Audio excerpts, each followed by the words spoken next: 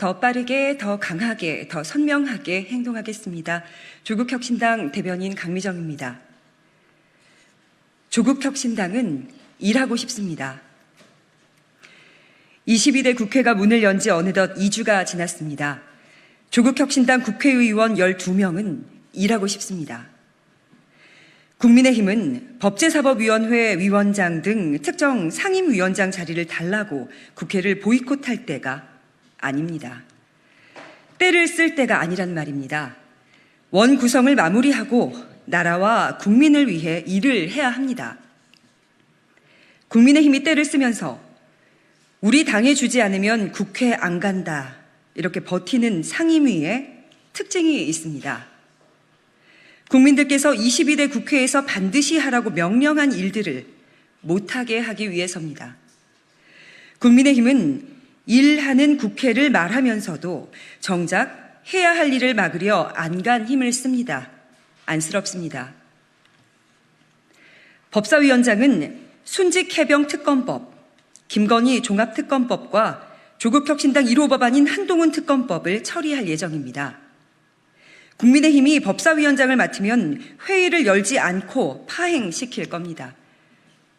윤석열 대통령과 그의 가족, 측근을 지키려고 말이죠. 운영위원회는 용산 대통령실의 대통령 측근들을 출석시킬 수 있는 곳입니다. 김건희 여사가 받은 수백만 원대의 디올백이 어떤 경위로 대통령 기록물이 되었는지, 지금 어디 있는지 등을 확인하려 해도 국민의힘이 위원장을 맡으면 회의 자체를 열지 않을 겁니다. 국민의힘은 과학기술정보방송통신위원회에 왜 집착하는 걸까요? 과학기술정보 산업 발전을 위해서? 아닙니다. 방송통신 장악, 언론 장악을 위해서입니다. 조국혁신당과 더불어민주당 등 야권은 윤 대통령이 망쳐놓은 언론 자유, 방송의 공정성을 되살리기 위해 방송 관련 3법을 처리할 계획입니다. 국민의힘은 당연히 반대합니다. 정성을 다하는 국민의 방송 KBS를 충성을 다하는 박민의 방송으로 만든 것처럼 MBC마저 친윤 방송으로 만들기 위해 과방위원장을 가져가려고 합니다. 방송의 재기능, 언론의 참기능을 살리려는 게 아니라 망가뜨리기 위해 과방위원장 자리를 꿰차고 앉아서 회의를 못 열게 하려는 겁니다. 국회는 전체 18개 상임위원회 가운데 11개 상임위원장 선거를 마쳤고 이제 7개 상임위 배정을 앞두고 있습니다. 국회의장실에선 나머지 7곳 상임위원장 선출을 위해선 여야의 협의가 더 필요하다. 오늘 국회 본회의를 여는 건 어렵다라고 말합니다. 오늘은 참겠습니다. 하지만 국민의힘의 목리를 계속 두고 봐서는 안 됩니다.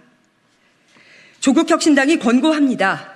국민의힘은 부디 현실을 직시하시길 바랍니다.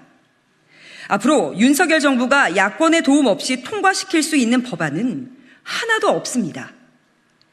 22대 국회 의석 분포와 상임위원장 배분은 지난 4.10 총선의 결과물입니다.